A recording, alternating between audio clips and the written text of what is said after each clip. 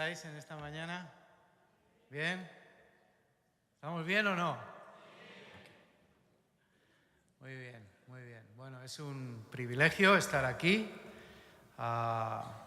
poder pasar este tiempo en compañía de todos vosotros. Doy gracias a Dios también por habernos permitido a toda la familia llegar a Madrid y pasar los últimos días, además unos días muy especiales con la Navidad de por medio, junto a mi padre. Para aquellos que no lo sepáis todavía, porque habéis estado fuera o por cualquier otra razón, mi padre falleció finalmente el día 31 de diciembre y ya está en la gloria, ya está con Jesús. Y para nosotros pues ha sido un privilegio tremendo, ¿no? A pesar de la tristeza de perder un ser querido, pero estamos muy contentos de haber podido pasar esos últimos días a su lado y sobre todo de tener la seguridad de que su alma no se ha perdido por ahí, sino que está con Cristo. Y esa es nuestra esperanza y yo te animo en esta mañana a que hagas de esa esperanza tu propia esperanza. Que si tienes a Cristo en tu vida, puedas encontrar ese descanso, esa paz, esa seguridad que te da el saber que Él está con nosotros en todo momento. Y si aún no conoces a Jesús, no pierdas ni un minuto. Aprovecha en esta mañana, hoy mismo, acércate a uno de los pastores, a uno de los líderes, a alguien que ya conozca a Jesús y pídele que te explique, que ore contigo, que te muestre el camino para que un día tú también puedas disfrutar en su presencia. Esta mañana quiero compartir con vosotros, vamos a ir al Evangelio de Lucas, un pasaje muy, muy conocido. El Evangelio de Lucas, el capítulo 5.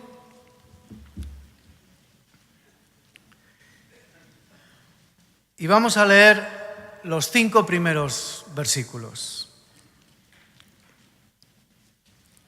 Todos estamos por ahí ya. Dice que aconteció que estando Jesús junto al lago de Genesaret, el gentío se agolpaba sobre él para oír la palabra de Dios. Y vio 2 barcas que estaban cerca de la orilla del lago, y los pescadores, habiendo descendido de ellas, lavaban sus redes. Y entrando en una de aquellas barcas, la cual era de Simón, le rogó que la apartase de tierra un poco, y sentándose, enseñaba desde la barca a la multitud. Cuando terminó de hablar, dijo a Simón: boga mar adentro, y echad vuestras redes para pescar.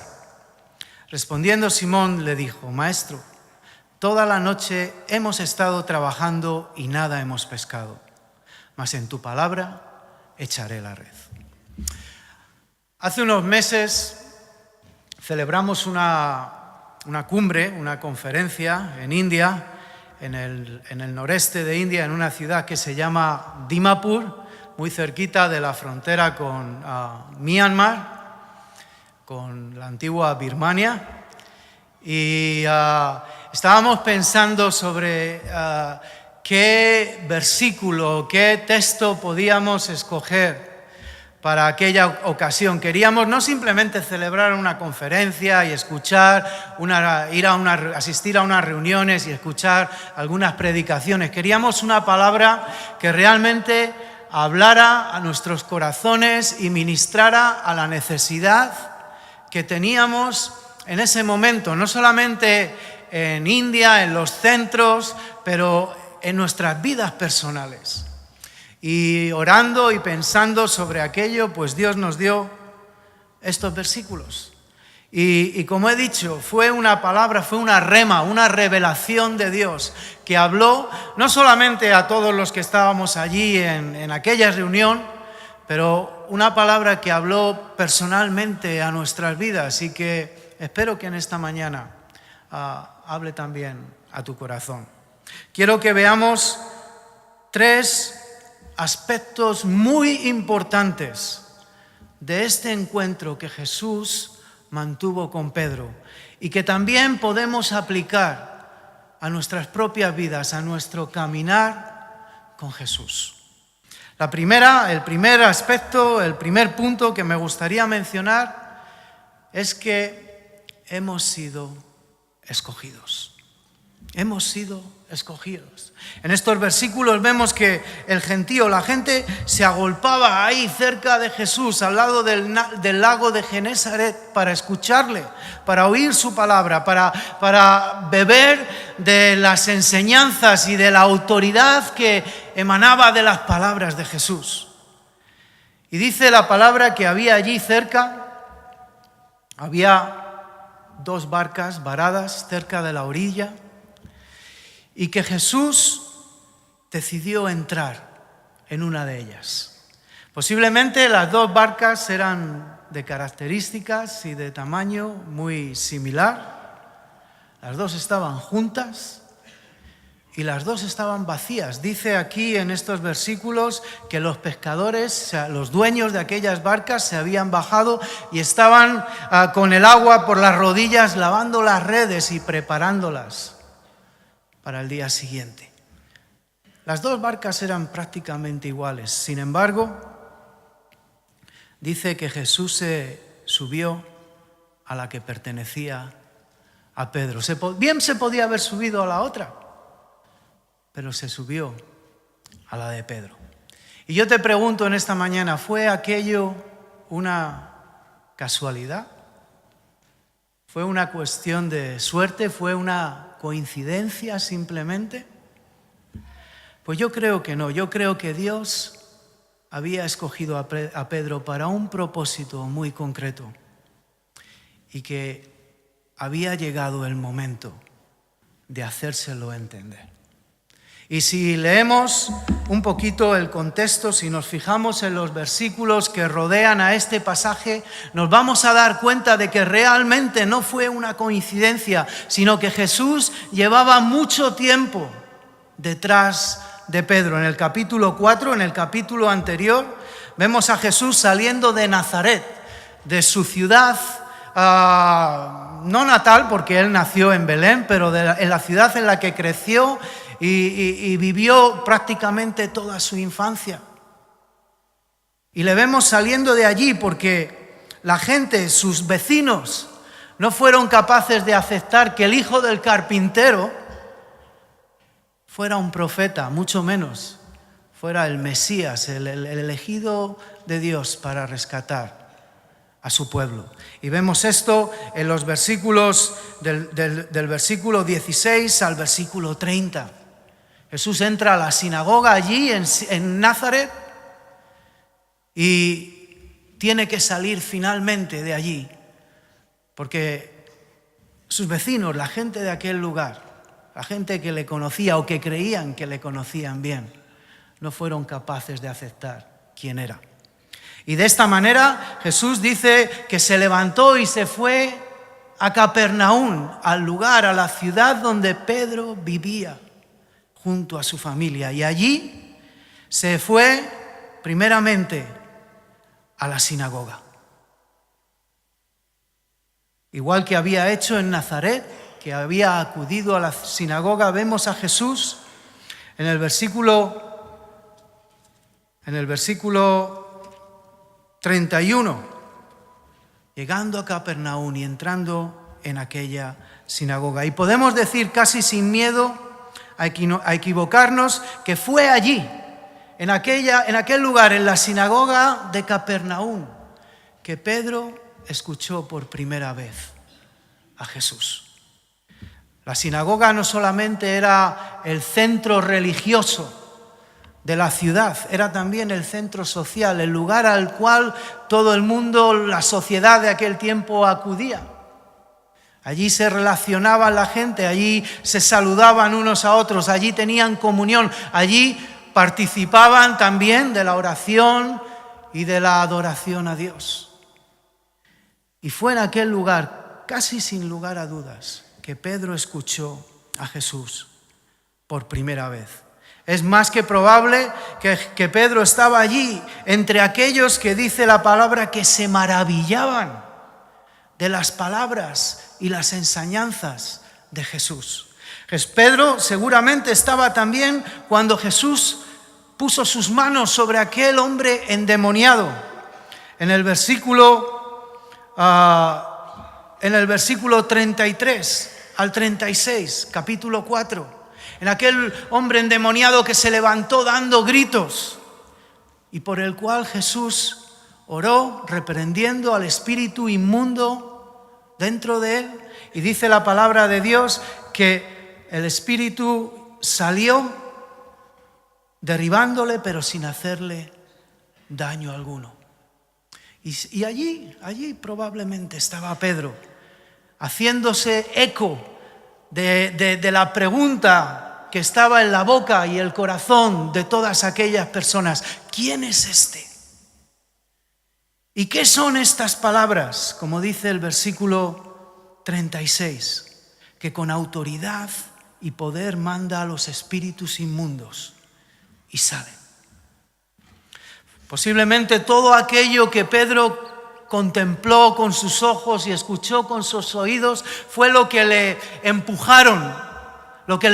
a invitar a Jesús a venir a su casa. Y en el versículo 38 vemos precisamente a Jesús entrando en la casa de Pedro, en el lugar donde Pedro vivía.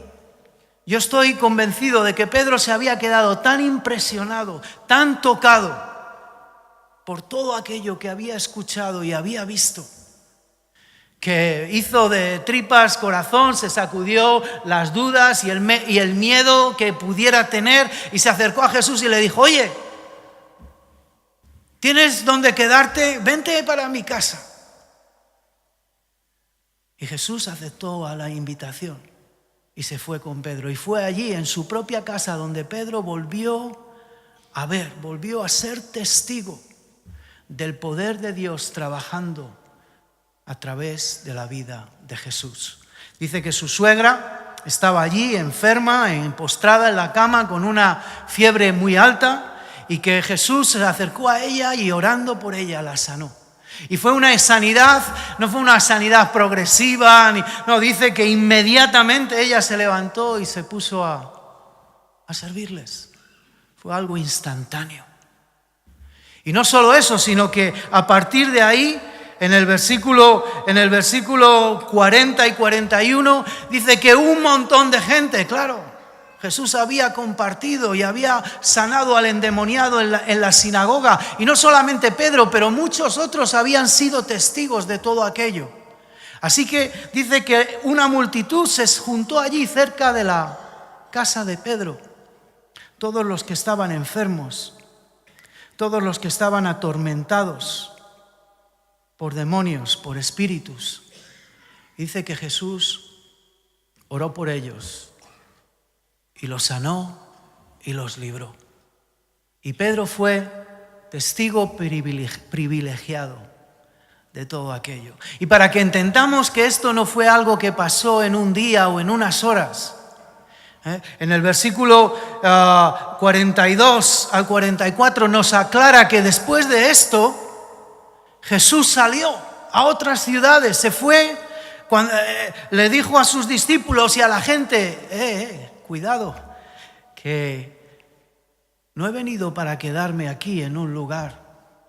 He venido a anunciar el Evangelio de Dios por todas partes. Y dice que salió por todas las ciudades de Galilea, anunciando el Evangelio del reino de Dios, cumpliendo el propósito para el cual Dios le había enviado.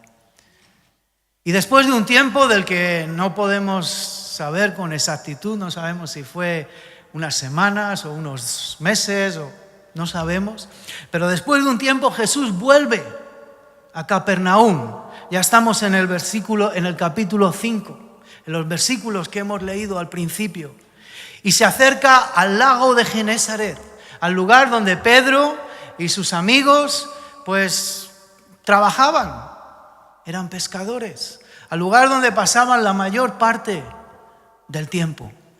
Y es allí, en aquel lugar, cerca del lago, en el que Jesús se acerca a Pedro y le pide que le deje usar su barca. Vuelvo a preguntarte, ¿fue una casualidad que Jesús entrara en aquella barca? ¿Fue una coincidencia? ¿Fue una cuestión de suerte? ¿Le tocó la lotería a Pedro? Vuelvo a decir, yo creo que no. Y tal vez tú te preguntes el por qué. Te preguntes la razón por la cual estás hoy aquí, en esta mañana, en la iglesia o en el centro, en la casa de los chicos, de las chicas. Tal vez creas que todo ha sido una coincidencia, que son las vueltas que da la vida las que te han traído hasta este lugar. Pero lo cierto es que todos estamos aquí porque Dios tiene un propósito para nuestras vidas. Estaba escuchando a Javi cuando presentaba su canción, su álbum, y hablaba de una profecía que alguien le dio hace 24, 25 años. Dios tiene un propósito. Dios tiene un propósito para tu vida. Y un propósito distinto para cada uno, pero un propósito en consonancia con su plan perfecto para nosotros. Jesús le dijo a sus discípulos en Juan 15:16, no me habéis escogido vosotros a mí, pero yo os elegí a vosotros y os he puesto para que llevéis fruto y vuestro fruto permanezca. Dios tiene un propósito y tal vez haya momentos en los que no nos sintamos así, ¿no? No nos sintamos escogidos, no nos sintamos especiales, sino más bien todo lo contrario. Momentos en los cuales nos vemos solos y pensamos que nada de lo que está sucediendo tiene sentido, que no hay propósito, no hay significado. Pero Dios quiere que sepas que tu vida tiene un propósito, que Él te ha escogido para que formes parte de su familia y de su pueblo. Pedro, en una de sus cartas, en Primera de Pedro, dice que nosotros somos linaje escogido, real sacerdocio, nación santa, pueblo adquirido por Dios. ¿Para qué? Para que anunciemos las virtudes de aquel que nos llamó de las tinieblas a su luz admirable. Tal vez en otro tiempo no éramos un pueblo, pero hoy sí lo somos. Tal vez hace años no teníamos un propósito, pero hoy, si estás en Cristo, tu vida tiene significado. Lo segundo que vemos en este pasaje es que Dios tiene una promesa para ti. Dice en la palabra que después de pasar un tiempo subido en la barca de Pedro, enseñando a la gente que se agolpaba allí en la orilla, dice que después de todo aquello Jesús se vuelve a Pedro y le dirige una promesa. La promesa de una pesca milagrosa, una pesca que llenaría contra todo pronóstico. No solamente la barca de Pedro, pero la otra barca también, la que se había quedado en la orilla. Una promesa que cambiaría su vida, la vida de Pedro. Y no solo su vida, sino el curso de la historia. Una promesa, una pesca que iba mucho más allá de lo que Pedro nunca hubiera podido imaginar. Y de la misma manera, yo quiero decirte en esta mañana que Dios tiene una promesa para cada uno de nosotros. Dios tiene una promesa que sin lugar a duda sobrepasa todas tus expectativas, aún las más altas que puedas tener. Yo recuerdo cuando Javi hablaba de esa profecía, de esa palabra que le dieron hace muchos años, pues me acordaba también de aquel tiempo cuando llegué a Betel, también hace mucho, y de todo lo que Dios ha ido haciendo en mi vida. Y no solamente eso, miro este lugar y miro las vidas de muchos de los que estáis aquí, a los cuales conozco, a los cuales llevo viendo hace tantos años, ¿no? Y tantas cosas que Dios ha hecho. Dios tiene una promesa para ti. Dice en el libro de Isaías, es uno de mis versículos favoritos, capítulo 55, versículo 9, que así como los cielos son más altos que la tierra, también mis caminos son más altos que tus caminos y mis pensamientos más que vuestros pensamientos. Dios tiene una promesa para ti. Dios tiene una pesca milagrosa que va más allá de cualquier cosa que puedas imaginar. Pero esa pesca, esa promesa no viene sola. Esa promesa trae consigo otro elemento. Y es un desafío al que todos tenemos que responder. La promesa que Jesús le planteó a Pedro traía eso, un reto que no se podía ignorar, un reto al cual había que dar respuesta. Pedro ya había dado varios pasos con Jesús. Como he dicho antes, había escuchado su mensaje, le había oído hablar, le había visto actuar en el poder de Dios, y aquello había revuelto algo dentro de su vida. Aquello le había hecho plantearse cuestiones y preguntas que posiblemente hasta aquel momento él nunca se había planteado. Le había hecho plantearse acerca de Dios, de su relación con Él. Pedro, el encuentro que había tenido con Jesús le había llevado a pensar en muchas cosas. Aquello había revolucionado su vida. Y atraído por lo que había visto y oído de Jesús, le había invitado a su casa. Pedro no era nuevo con Jesús, no era un desconocido ya. Pedro había visto lo que años más tarde Pablo escribió tan bien, ¿no? Que el reino de Dios, el evangelio no consiste en palabras, sino en poder. Y todo aquello llevó a Pedro a este momento en el cual Jesús le desafía a dar un paso más, a responder a un reto, a, como dice aquí en el versículo 4, a bogar mar adentro, a profundizar, a entrar en aguas profundas.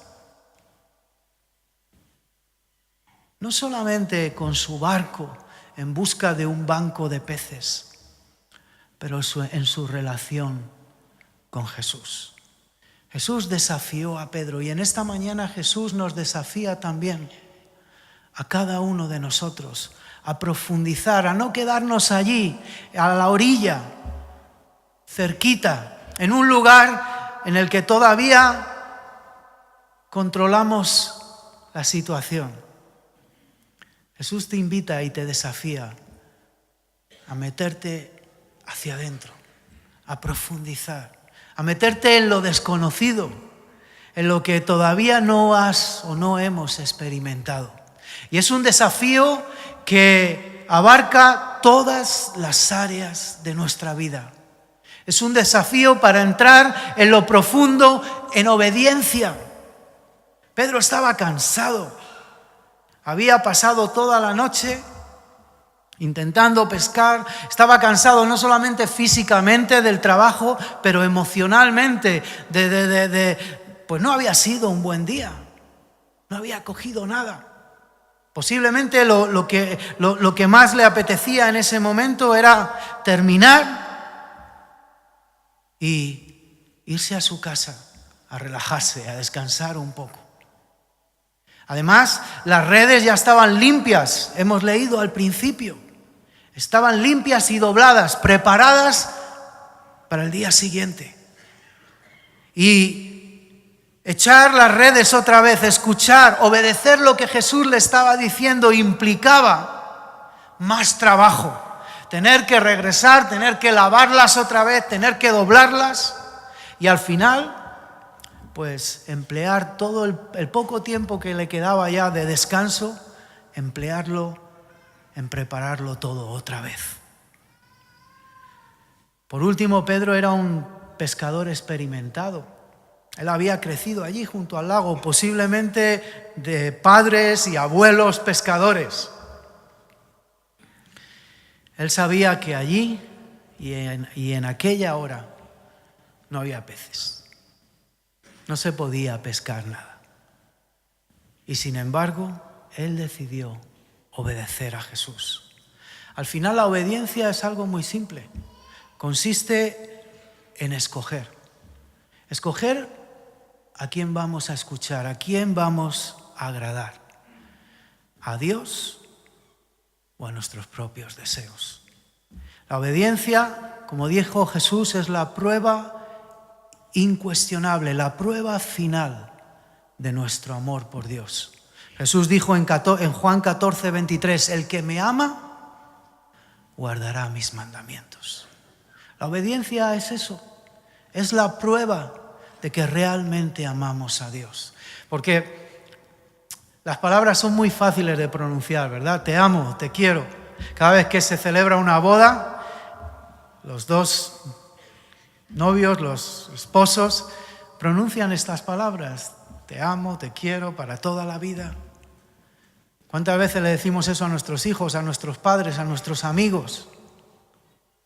¿Y cuántas veces esas palabras, por desgracia, se las lleva el viento, verdad? La obediencia es la prueba final de nuestro amor, de nuestro compromiso con Jesús. Y Dios nos reta, nos desafía a profundizar en nuestra obediencia. Pedro seguramente no le apetecía en absoluto y sin embargo decidió obedecer a Dios. El desafío es también en nuestra fe, en creer a Jesús en lugar de prestar atención a lo que nuestra experiencia, las circunstancias, lo que nos rodea nos está diciendo. En su conocimiento, en su experiencia, Pedro sabía que no había nada que hacer. Además, para no dejar ninguna duda, él le dice a Jesús, Maestro, toda la noche hemos estado trabajando. No es que no lo haya intentado, pero mira, no hemos cogido nada. Todo, absolutamente todo, estaba diciendo, no hay nada que hacer. Y es ahí entonces, es en ese momento, es en ese preciso instante, cuando no hay nada que hacer, cuando ya hemos agotado todas nuestras posibilidades y recursos, que Jesús se acerca y nos desafía en nuestra fe. Boga mar adentro, métete en lo profundo. Dice que cuando Jairo iba corriendo hacia su casa, tirando de Jesús para que orara por su hija, que estaba enferma, muy enferma, dice que en ese momento se acercaron dos de sus vecinos y le dijeron, no te molestes, no molestes más al maestro, tu hija ha muerto, ya no hay nada que hacer. Y fue en ese instante cuando Jesús le miró a los ojos y le dijo, no temas, cree solamente. Y Dios, Jesús nos dice a cada uno de nosotros en nuestra situación, en las circunstancias por las cuales estés atravesando en este momento. Tal vez lo has intentado todo. Tal vez si estás en el centro, esta es tu quinta, tu sexta vez, tu 10ª vez. Tal vez has estado en todos los centros de España. No lo sé. Tal vez has perdonado a alguien 20 veces y te la ha vuelto a jugar. Tal vez no sabes qué hacer con tu hijo, con tu hija, con tu marido, con tu mujer. Dios te dice, no temas. ¿Estás dispuesto a creer? ¿Estás dispuesto a entrar en lo profundo? Y por último, Dios nos desafía, y esto es muy importante, a depender de su palabra. No de nuestra propia inteligencia, no de nuestros recursos, no de nuestra sabiduría o manera de hacer las cosas, pero depender única y exclusivamente de su palabra. Fíjate cómo Pedro contesta al desafío de Jesús. Al final del versículo 5 le dice: en tu palabra echaré la red. Y yo veo ahí un desafío para mi propia vida y para nuestra vida como creyentes. Si tú te has tomado en serio, si tú quieres tomarte en serio tu relación con Jesús, este es un reto para ti. Lo que Pedro estaba diciendo es: Señor, cuando falla todo, cuando todo lo demás falla, cuando no hay esperanza, cuando ya no queda nada más que hacer, nada más a lo que agarrarse, aún hay un elemento, tu palabra. Y es en eso, es en tu palabra, en lo que voy a apoyarme, en lo que voy a descansar, en lo que voy a confiar para continuar hacia adelante. Es en tu palabra.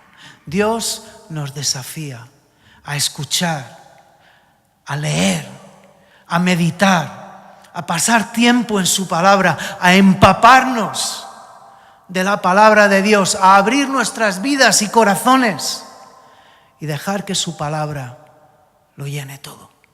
Dice en el Salmo 119, tu palabra es una lámpara a mis pies, es una luz que alumbra mi camino. Y ese es el desafío que Dios nos trae en esta mañana. Hay una cosa más en estos versículos que hemos leído, y es que si te decides a aceptar el desafío de Cristo, puedes estar seguro de una cosa, y es que no vas a estar solo. Jesús estuvo en la barca todo el tiempo, no se bajó, no se fue a otro lugar, no mandó a Pedro que se metiera mientras él miraba desde la orilla. Jesús estaba ahí, en el barco, todo el tiempo, a su lado.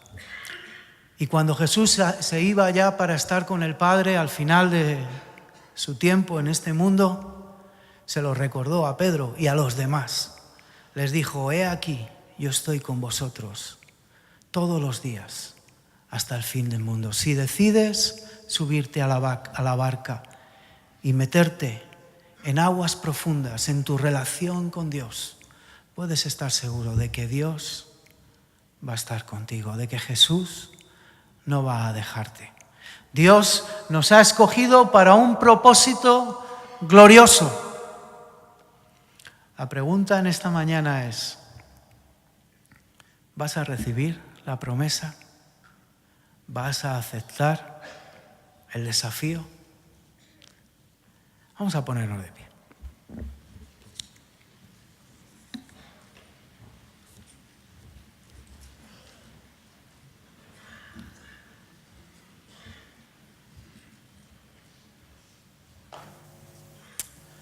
Aleluya.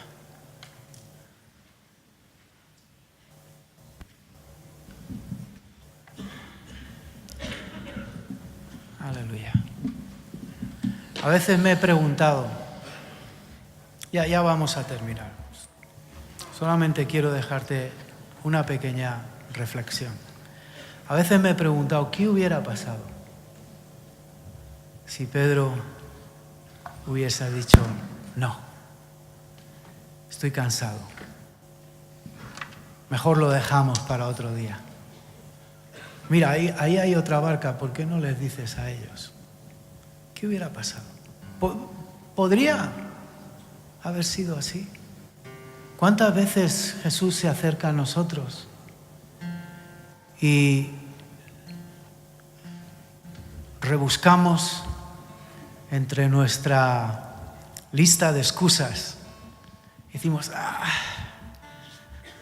tal vez mañana, tal vez en otro momento. Es que hoy, pero no te preocupes que voy a contestar, voy a responder, pero dame un poquito más de tiempo. ¿Qué hubiera pasado? Bueno, nunca lo sabremos, pero lo que sí sabemos es lo que sucedió. Y es que Pedro no volvió a ser el mismo. Le cambió todo, empezando por el nombre y acabando por toda su vida. Dios quiere cambiar nuestras vidas también. Quiere cambiar nuestros corazones. Y quiere seguir haciéndolo, continuar haciéndolo, no solamente una vez y ya. Gracias a Dios, Dios me dio el privilegio de abrir mi corazón a Jesús hace ya unos cuantos años. Pero eso no significa que Dios ha terminado de trabajar conmigo.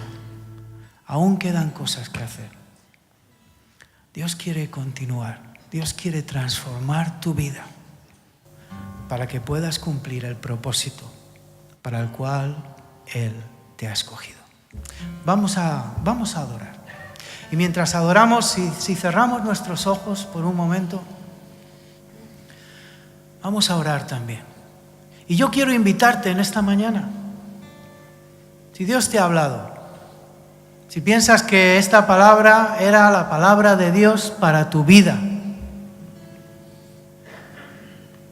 si crees que ha llegado tu momento, el momento de responder al desafío que Cristo te plantea, yo te invito a que salgas aquí al frente y te pongas delante de Jesús. No hay magia aquí en este lugar, no hay nada especial en los primeros asientos.